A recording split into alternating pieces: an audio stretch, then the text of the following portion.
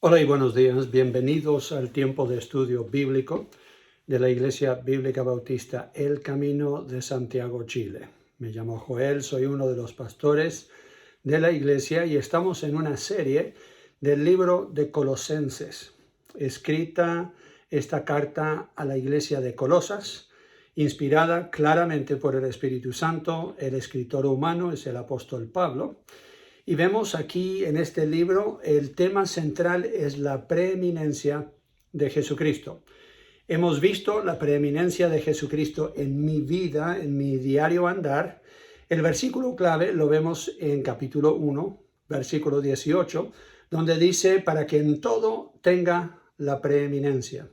Ese es el deseo de Dios, Padre, es lo que hace el Espíritu Santo aquí en la tierra, enfoca en Jesucristo para que Él en su creación, en nuestras vidas, en la iglesia, vamos a ver en diferentes aspectos que menciona este libro, Cristo tenga la preeminencia. Ahora, esa palabra preeminencia ya no se ocupa mucho en nuestro idioma de todos los días, pero yo creo que se entiende, significa ser primero en rango, primero en importancia o primero en reconocimiento. Y ese es el deseo de Dios para Jesucristo. En Colosenses capítulo 1 ya hemos visto cómo el apóstol Pablo da una introducción que es muy similar a introducciones que él da en otras cartas, como la carta a la iglesia de Éfeso. Y él dice que siempre está orando por ellos. Podemos aprender de las oraciones que tenemos en la Biblia, cómo deberíamos nosotros orar por otros. Y después en el versículo 9, el apóstol dice lo siguiente: por lo cual también nosotros, desde el día que lo oímos, no cesamos de orar por vosotros y de pedir que seáis llenos del conocimiento de su voluntad en toda sabiduría e inteligencia espiritual.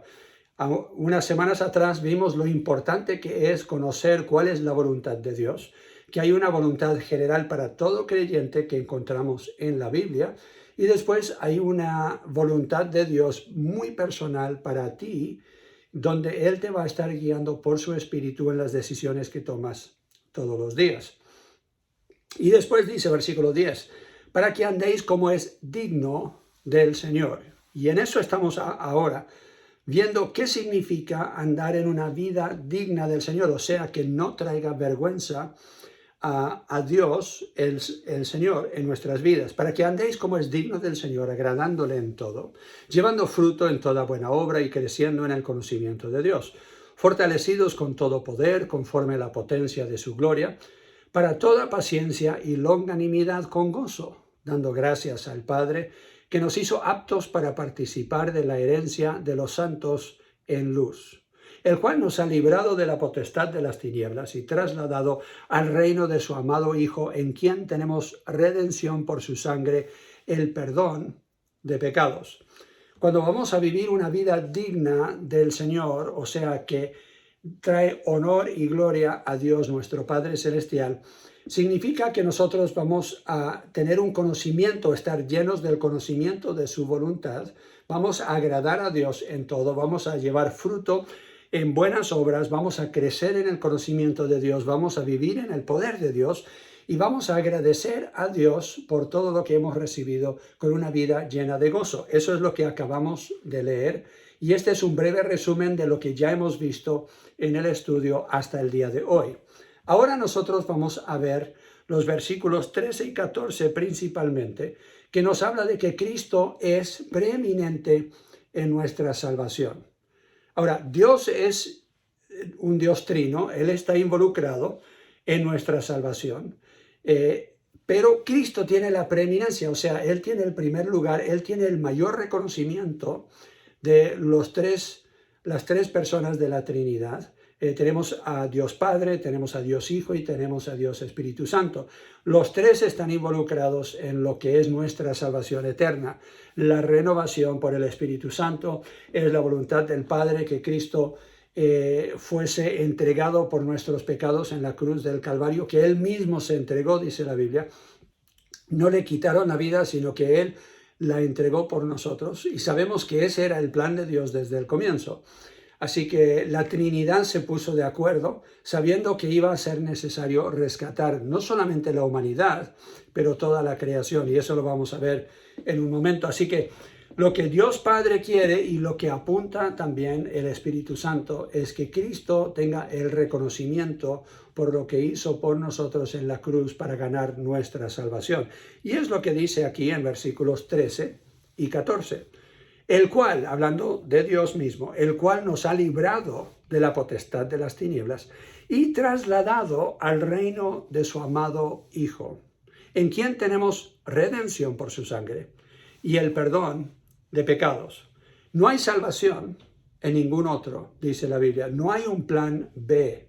No es que por nuestras obras o en alguna otra forma nosotros nos podemos salvar. En Hechos vemos justo esta enseñanza. Hechos, capítulo 4, los apóstoles Pedro y Juan han estado ante el concilio de los religiosos en ese tiempo y ellos les están prohibiendo que ellos prediquen en el nombre de Jesús y ellos responden y dicen que Jesucristo es la piedra reprobada, dice versículo 11, Hechos 4, versículo 11. Este Jesús es la piedra reprobada por vosotros, los edificadores, la cual ha venido a ser cabeza del ángulo, o sea, la piedra más importante que mantiene todo en su lugar.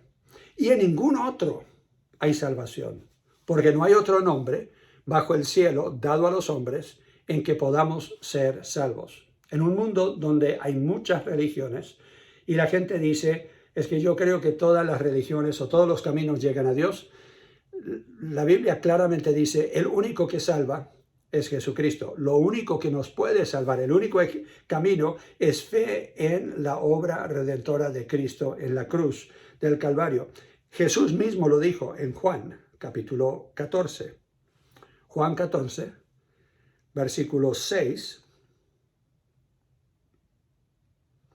Jesús le dijo, yo soy el camino y la verdad y la vida. Nadie viene al Padre sino por mí.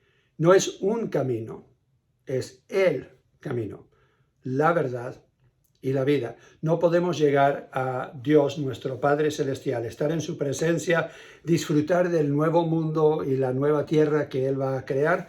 No podemos nosotros tener esta relación con el Creador del universo sin que nosotros hayamos recibido a Cristo como nuestro Salvador personal. Él es el único camino. 1 de Timoteo también lo menciona. Está en toda la Biblia, les voy a dar solamente algunos pasajes. 1 de Timoteo, capítulo 2, para respaldar lo que el apóstol está diciendo en Colosenses, capítulo 1.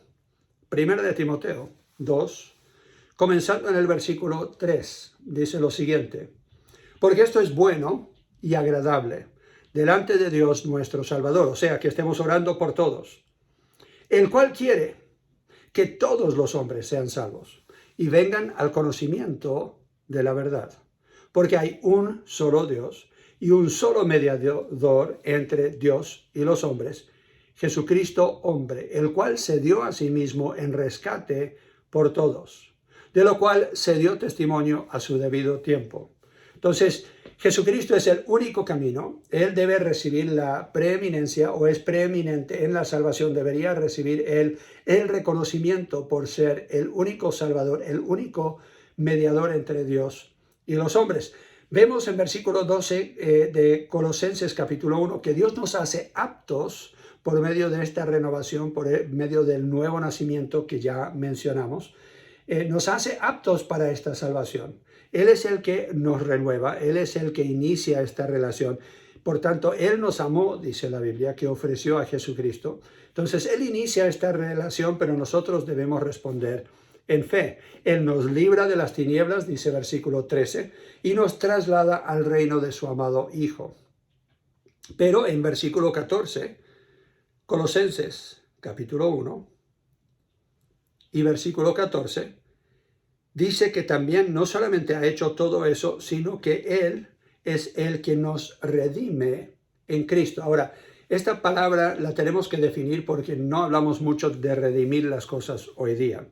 Cuando dice que tenemos redención en Él, la palabra redimir significa pagar un precio para liberar algo o una persona. Por ejemplo, hay alguien en esclavitud porque ellos tienen una gran deuda que no podían ellos pagar, entonces la están trabajando para pagar esa deuda, y yo llego con el dinero para pagar esa deuda para que ellos puedan ir libres. Esa es la idea. Y era común en el tiempo de Jesús, de los apóstoles, que la gente a veces se vendían ellos mismos o uno de sus hijos para pagar una deuda que ellos no podían pagar. Nosotros teníamos una deuda con Dios, no la podíamos pagar. La única forma de nosotros poder estar bien con Él era que alguien pagara ese precio. O teníamos que morir nosotros por nuestros pecados, dice la Biblia, o teníamos que aceptar que otro muriera en nuestro lugar. Y eso es lo que Jesucristo hizo. Mateo capítulo 20 habla justo de esto. Mateo capítulo 20, versículo 28.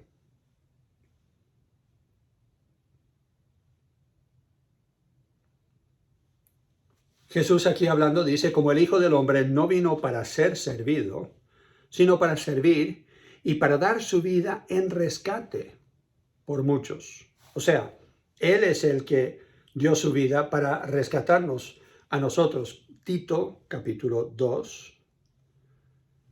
Tito, capítulo 2 y versículo 14. Hablando de nuestro gran Dios y Salvador Jesucristo, en el versículo 13 dice, quien se dio a sí mismo por nosotros, para redimirnos de toda iniquidad y purificar para sí un pueblo propio, celoso de buenas obras. Él nos ha redimido con este propósito de nosotros poder vivir una vida santa y agradarle, como ya hemos visto en Colosenses 1, con buenas obras. Otra palabra clave que nosotros vemos en este proceso de redención, cuando estamos hablando de que Cristo se dio a sí mismo por nosotros, lo vemos en 1 de Juan, capítulo 2. 1 de Juan, capítulo 2, versículos 1 y 2. El apóstol escribe, inspirado por el Espíritu Santo, claramente dice, hijitos míos, estas cosas os escribo para que no pequéis. Y si alguno hubiere pecado, abogado tenemos para con el Padre, a Jesucristo el justo. Y Él es la propiciación por nuestros pecados. Y no solamente por los nuestros, sino también por los de todo el mundo. Esa palabra propiciación es similar a la palabra que hemos estado viendo, donde Cristo se entrega por nosotros en nuestro lugar. Es otra palabra que significa lo mismo. Cristo no solamente nos redimió, o sea, pagó el precio para nosotros ir libres, pero Él es nuestra propiciación, o sea, el que puede expiar nuestros pecados. Significa la eliminación de culpa por el acto de un tercero. Tenemos una ofensa con Dios, tenemos una deuda con Dios, no la podemos pagar. Cristo viene, Dios mismo, en carne, y dice, yo voy a pagar ese precio para restaurar la relación que el ser humano tenía en el huerto del Edén. Eso hace posible, entonces, que tengamos el perdón de nuestros pecados. Colosenses capítulo 1, volvemos a nuestro pasaje inicial, Colosenses capítulo 1 y versículo 14. Dice, en quien tenemos redención por su sangre, o sea, Él ha pagado el precio, y también dice el perdón de pecados. Ahora, nadie quiere admitir hoy día que son pecadores, pero la Biblia claramente dice que todos pecamos.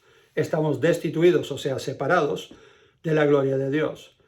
Todos tenemos la tendencia, porque somos hijos de Adán y Eva, los primeros en pecar, todos tenemos esta tendencia, esta naturaleza en nosotros de ser pecadores. Nacemos pecadores. Pero todos hemos ofendido a Dios de alguna forma, aún después de nosotros nacer con esta tendencia, lo vivimos claramente todos los días. Todos necesitamos entonces el perdón de Dios. Eso lo vemos en versículos 13 y 14 de Colosenses 2. Damos la vuelta a una hoja en el mismo libro, Colosenses 2, y en versículos 13 en adelante. Dice, y a vosotros, estando muertos, o sea, separados, porque la muerte en la Biblia nunca habla de una cesación de vida, sino habla de una separación. Cuando yo muero físicamente, no dejo de existir, sino que simplemente mi ser interior, el real Joel, que me identifica como tal, el que va a vivir para siempre, deja de lado este cuerpo. La Biblia lo llama un tabernáculo, lo llama algo que simplemente es como una carpa, no mi estadía eterna que fue Cristo a preparar un lugar para nosotros, que es permanente. Esto no es permanente y lo voy a dejar de lado, pero mi espíritu va a estar con Dios. Y entonces nosotros vemos aquí que estábamos muertos, o sea, separados de Dios por nuestros pecados, en la incircuncisión de vuestra carne, dice él. Pero él os dio vida juntamente con él, perdonándoos todos los pecados, anulando el acta de los decretos que había contra nosotros, que nos era contraria, quitándola de en medio y clavándola en la cruz. Entonces, entre nosotros y Dios había un acta. Esa acta declaraba todos nuestros pecados, todo lo que era contrario a nosotros, que hacía imposible una relación con Dios. Y esta acta que nos declara culpables legalmente ante Dios de haber violado sus normas, sus reglas, su ley para este universo, que nos era contraria, Dios la clavó en la cruz del Calvario.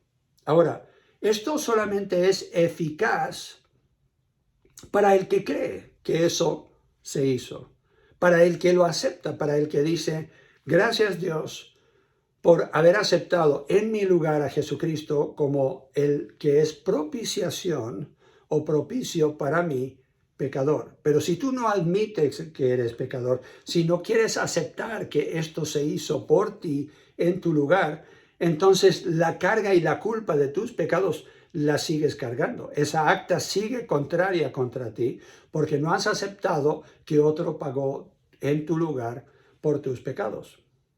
Ahora, no solamente recibimos el perdón, también recibimos la reconciliación. Es una cosa que Dios diga, ya, yo te perdono los pecados, pero nunca más te quiero ver. O sea, en cierto sentido sigue ofendido. Es como las personas que dicen, sí, yo perdono, pero no olvido. Dios no es así.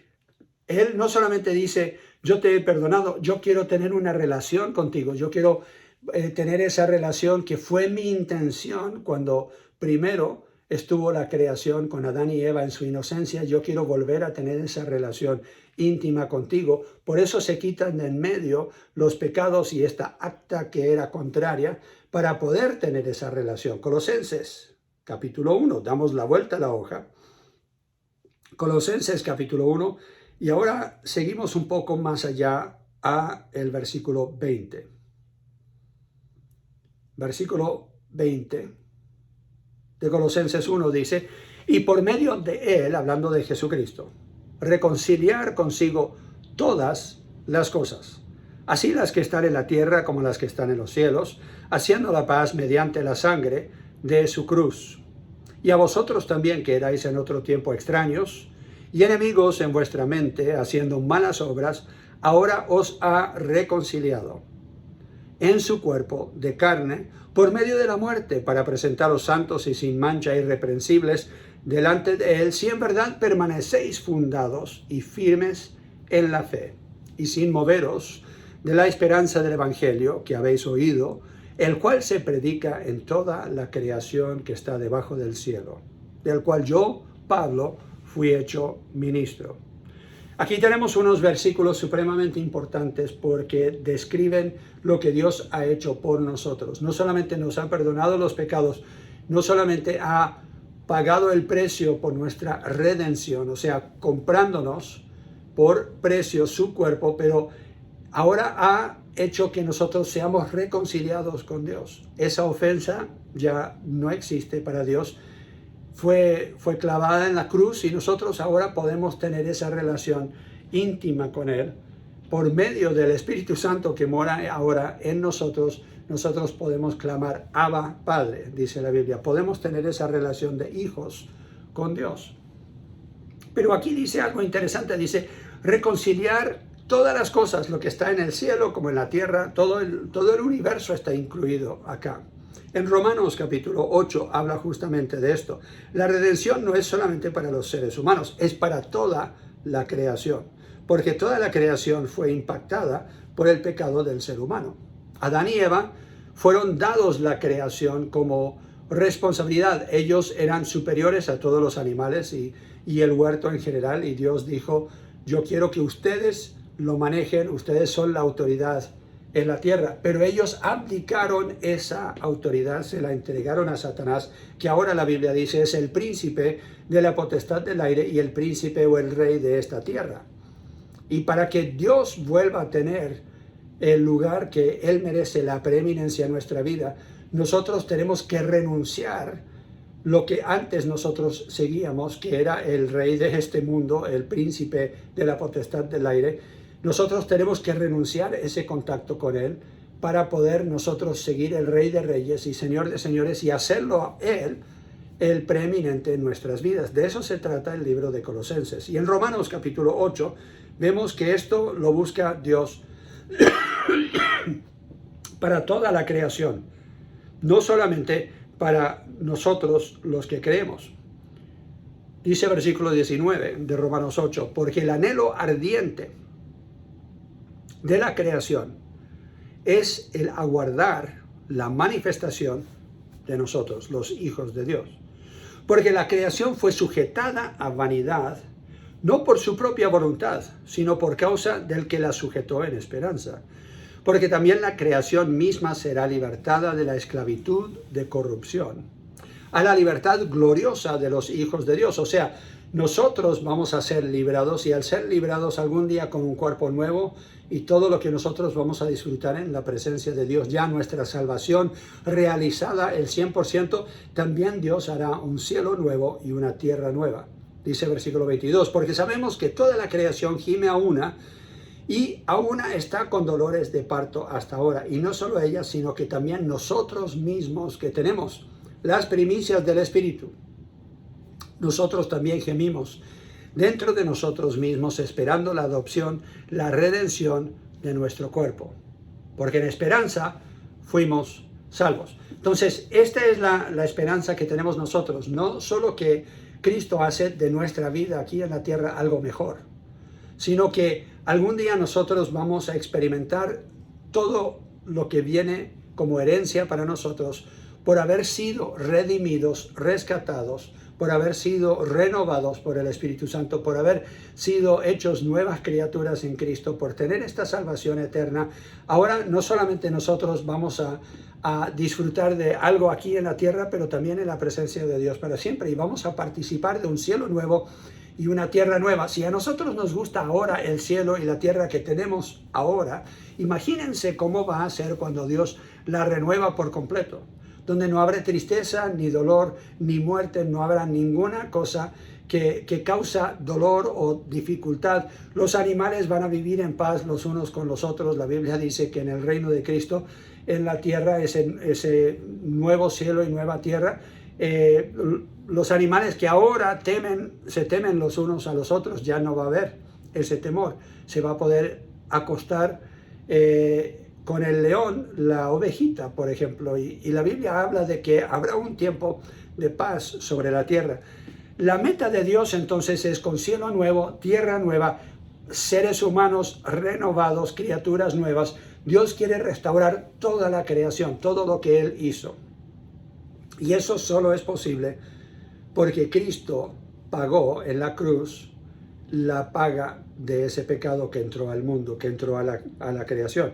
Esto lo vemos en Apocalipsis capítulo 21. Apocalipsis 21, parte de la visión que Dios le da para una revelación. Eso es lo que significa el Apocalipsis, quitar el velo, darnos una revelación de lo que vendrá a futuro. Y esto lo recibió el apóstol Juan en una visión que tuvo en la isla de Patmos. Apocalipsis 21, los primeros 5 versículos describen justamente esto.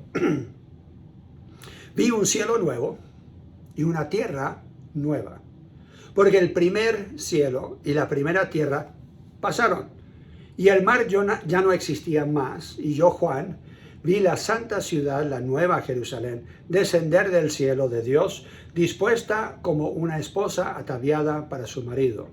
Y oí una gran voz del cielo que decía: He aquí el tabernáculo de Dios con los hombres, y Él morará con ellos, y ellos serán su pueblo, y Dios mismo estará con ellos como su Dios. Enjugará Dios toda lágrima de los ojos de ellos, y ya no habrá muerte, ni habrá más llanto, ni clamor, ni dolor, porque las primeras cosas pasaron. Y el que estaba sentado en el trono dijo: he aquí yo hago nuevas todas las cosas. Y me dijo: escribe, porque estas palabras son fieles y verdaderas. Cuando Él dice que hará todo nuevo, quiere decir todo lo que Él ha creado ahora, que en su estado actual es imperfecto, lo va a renovar. Los ángeles en su perfección, Dios en su perfección, no tienen que ser renovados, pero todo lo demás que Dios ha creado será renovado. Y sabemos que Satanás y sus ángeles y todos los malvados tienen un lugar reservado en la creación donde nunca más podrán salir, nunca más podrá Satanás tentar, nunca más podrá traer algún dolor o tristeza o llanto o muerte, porque Dios va a gobernar sobre su creación. Ahora, nuestra condición anterior la vemos nosotros en Colosenses, capítulo 1. Colosenses, capítulo 1. Y versículo 20. Que es necesario que Él nos pueda reconciliar, dice, y por medio de Él reconciliar consigo todas las cosas, así las que están en la tierra como las que están en los cielos, haciendo la paz mediante la sangre de su cruz. Y a vosotros también, que erais en otro tiempo extraños y enemigos. Esa era nuestra condición anterior. Éramos adversarios contra Dios en nuestra mente, dice, haciendo malas obras. Ahora os ha reconciliado. O sea, nos ha hecho nuevas criaturas. Y el resultado ahora es que somos nosotros no solamente hijos de Dios, pero tenemos una entrada libre, nos dice Hebreos, al trono de gracia. Nuestra condición actual, estamos ahora por medio de su sacrificio en su cuerpo de carne, por medio de la muerte, para presentarnos a nosotros como santos, sin mancha e irreprensibles. ¿Qué significan esas cosas? Bueno, santos y sin mancha es lo que Dios puede solo hacer en nosotros, al quitarnos esos pecados que la Biblia dice son como manchas para nosotros. Y ahora santos significa consagrados, o sea, separados de todo lo que no le agrada a Dios para el servicio a Dios. Irreprensibles significa puros. Esto lo hace la sangre de Cristo al cubrir nuestros pecados, lavarnos, dice la Biblia, de toda iniquidad. ¿Cuál es entonces nuestra responsabilidad al ser reconciliados con Dios? Lo vemos en el versículo 23. Si en verdad permanecéis fundados y firmes en la fe, o sea, no desviarnos de este camino. La gran tentación es nosotros haber creído en Cristo por fe, pero después pensar que ahora por nuestras obras podemos agradar a Dios. Dios nos da todo por su gracia.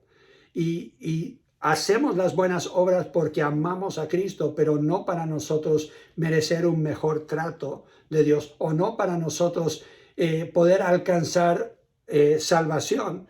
Nosotros ya alcanzamos la salvación. Fue por fe. Todo lo que nosotros recibimos de Dios lo recibimos por su gracia, y nosotros respondiendo a esa gracia por fe. Y ahora yo reconozco que estas buenas obras son por amor a lo que ya he recibido, no para yo ganarme esa salvación. Si en verdad permanecéis fundados y firmes en la fe y sin moveros, no se muevan a una religión, no se muevan a algún acto mayor que ustedes creen que ahora tienen que abonar alguna cosa a la salvación, porque ya eso se ha cumplido, dice, y sin moveros de la esperanza del evangelio, o sea, las buenas nuevas, que habéis oído, el cual se predica en toda la creación que está debajo del cielo, del cual yo, Pablo, fui hecho un ministro. Segunda de Pedro habla un poco de esto y quizás amplía mejor, agrega un poco a esto nuestra responsabilidad, ahora que hemos recibido este gran regalo de Dios, la salvación. Segunda de Pedro, capítulo 3. y versículos 8 en adelante. Dice, mas, oh amados, no ignoréis esto, que para con el Señor un día es como 1000 años, y 1000 años como un día. El Señor no retarda su promesa, según algunos la tienen por tardanza, sino que es paciente para con nosotros, no queriendo que ninguno perezca, sino que todos procedan al arrepentimiento. O sea, que reconozcan sus pecados, que se arrepientan, que tengan un pensar cambiado para decir, ya no voy a vivir eso, voy a buscar a Cristo. Pero el día del Señor vendrá como ladrón en la noche, en el cual los cielos pasarán con gran estruendo, y los elementos ardiendo serán deshechos, y la tierra y las obras que en ellas hay serán quemadas. Este será el proceso de renovar toda la creación. Versículo 11. Puesto que todas estas cosas han de ser deshechas, ¿cómo no debéis vosotros andar en santa y piadosa manera de vivir? Esperando y apresurándoos, o sea, grandemente deseando que se apresure la venida del día de Dios, en el cual los cielos, encendiéndose, serán deshechos y los elementos siendo quemados se fundirán. Pero nosotros esperamos, según sus promesas, cielos nuevos y tierra nueva, en los cuales mora la justicia. Por lo cual, oh amados, estando en espera de estas cosas, procurad con diligencia ser hallados por él sin mancha e irreprensibles en paz. ¿Cuál debe ser entonces nuestra meta? De acuerdo a Colosenses capítulo 1, de acuerdo a 2 de Pedro capítulo 3 y unos cuantos otros pasajes más. Sabiendo que el Señor algún día vendrá, sabiendo que todo lo que ahora nosotros tenemos aquí en la tierra, que son importantes para nosotros, todo eso se va a deshacer. ¿Cómo no deberíamos nosotros, en la esperanza de este nuevo cielo, nueva tierra, no deberíamos nosotros vivir para el Señor? Claramente que sí. Deberíamos nosotros aguardar por esa esperanza, ese cielo nuevo, esa tierra nueva, y deberíamos nosotros vivir una vida, ¿cómo? Que realmente agrada a Dios, sin mancha, irreprensibles, en paz, que cuando Él venga, Él no nos encuentre haciendo algo indebido, algo que no glorifique a Dios. Aquí vemos la preeminencia de Jesucristo en la salvación. Sin Él no hay salvación. Pero no solamente deberíamos reconocerlo a Él como preeminente en nuestra salvación, deberíamos vivir una vida que realmente refleja que seguimos fieles a esa esperanza que nosotros hemos creído. Que nosotros nos mantengamos fieles a esa esperanza, que nos mantengamos fieles a esa fe que es el fundamento de nuestras vidas. En Judas, versículo 24, casi al final del Nuevo Testamento, tenemos un pequeño libro, Judas, y el versículo 24 dice, y aquel que es poderoso para guardaros sin caída y presentaros sin mancha delante de su gloria con gran alegría. O sea, Dios en su poder, si confiamos en Él, es capaz de guardarnos sin caída y presentarnos sin mancha delante de su gloria con gran alegría al único y sabio Dios, nuestro Salvador. Sea gloria y majestad, imperio y potencia ahora y por todos los siglos. Amén. Y el pueblo de Dios dijo, amén. Ese es el reconocimiento que Dios le quiere dar a Jesucristo. Algún día nosotros vamos a glorificar a Cristo porque Él nos salvó. Él es preeminente en nuestra salvación. Vivamos como si realmente somos hijos de Dios y hemos recibido esta salvación. Vivamos una vida santa, irreprensible, separada para Dios. Esta es mi pregunta. Cuando alguien dice, ya, pero ¿qué tiene que ver conmigo? Yo creo que ya he respondido eso. Tiene mucho que ver con el cristiano, el que ya ha aceptado a Cristo. Pero quizás tú no has tomado esa decisión. La Biblia dice que no solamente tienes que creer que Dios existe, no solamente tienes que creer que Cristo murió en la cruz, tienes que pedir que por los méritos de Cristo Jesús, los que Él ganó al morir en tu lugar en la cruz, Dios te acepte a ti hoy como su hijo. Te dé ese nuevo nacimiento. Simplemente en una oración sencilla le puedes decir, Dios, yo me arrepiento de mis pecados. Yo sé que te he ofendido, que hay un acta contraria contra mí. Yo pido, Señor, que la claves en la cruz. Yo acepto que Cristo murió en mi lugar. Te doy gracias por la salvación que me ofreces en Él y acepto ese regalo.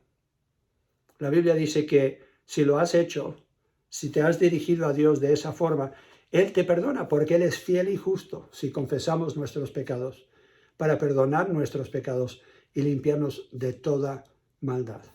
¿Por qué?